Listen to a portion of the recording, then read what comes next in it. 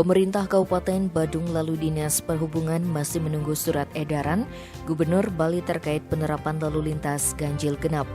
Kemudian setelah menerima SE akan dilakukan pembahasan lebih lanjut. Hal tersebut diungkap oleh Kepala Bidang Lalu Lintas Dishub Badung, Imade Gede Wiryantara Adi Susandi, Sejin Kadis Perhubungan Kabupaten Badung, Ana Agung Ngurah Rai Yuda Dharma, saat dikonfirmasi Senin 20 September.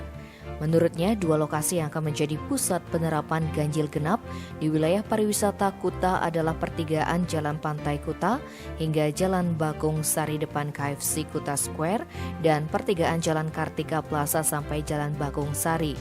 Sementara itu, Bendesa Adat Kuta Wayan Wasista menyayangkan adanya pembatasan wisatawan menuju Pantai Kuta. Pihaknya menilai kebijakan tersebut belum tepat dilaksanakan lantaran sejak dibuka pengunjung Pantai Kuta masih tergolong sepi. Wasista juga mengungkapkan semenjak dibuka, peningkatan kunjungan ke Pantai Kuta hanya mencapai 30%.